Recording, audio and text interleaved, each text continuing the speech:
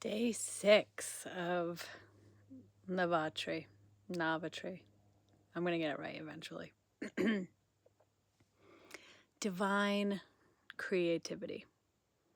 Katyayani is the goddess that Shunya is sharing about today. And I've decided to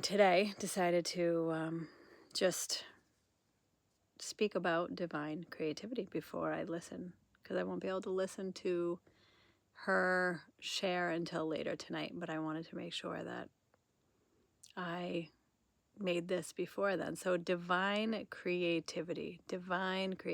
I mean, for those of you that know me, you know I talk about creativity a lot as a path to freedom in the body, the mind. In the summary, it talks about purifying body, mind, speech. In Buddhism, they talk about that, purifying body, mind, speech. It's very similar in yoga as well. You purify with the practices, right? So when you practice in a dedicated way, you practice asana, meditation, devotion, selfless service. You practice, taking care of your body. Yesterday was that self-nurturing goddess. When you do that, you naturally purify the mind, body, and speech. So while it is something that you can be aware of, what am I thinking? What am I saying? And how am I acting, essentially? Okay. You can be aware of it and you can make behavioral changes, but those changes come more naturally when you have practices. And then creativity can be birthed much more naturally.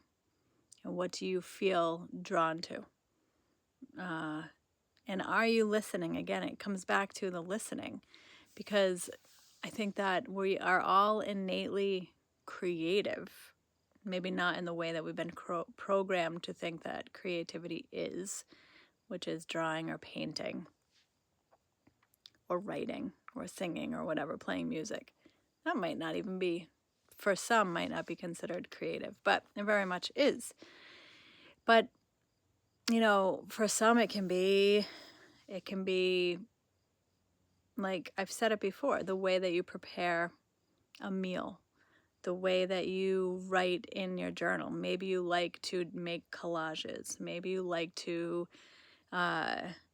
create floral bouquets. Maybe you like to crochet, or you like to paint by numbers, or you like to do puzzles, or there's so many things that you can do creatively. Even the way that you take care of your home, the way that you arrange your home, the way that you arrange things in your life, the way that if you have a garden, the way you plant your garden, all that can be creative. The way that you communicate with your loved ones, right? This can all invoke different means of creativity.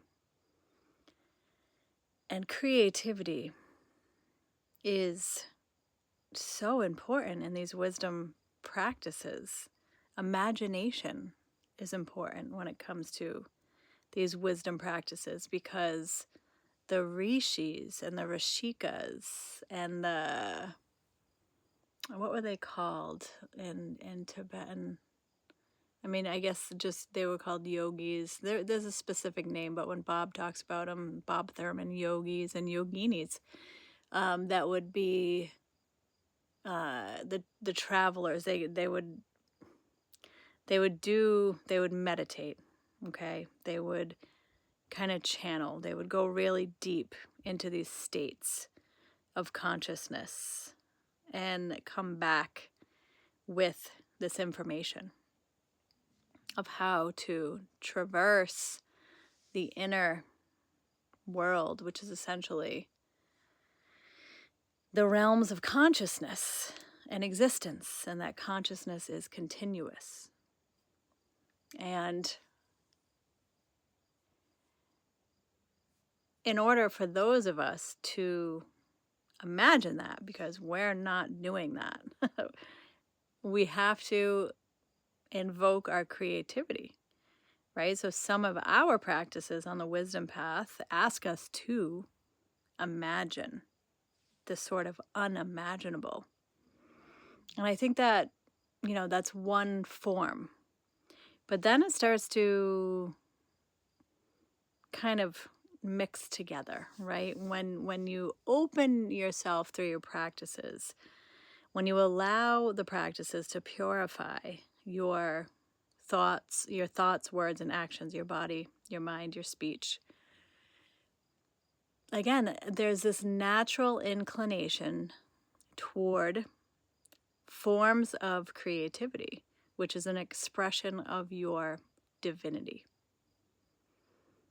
When these practices include your imagination, you expand your consciousness and, again, purify thoughts, words, actions, body, mind, speech.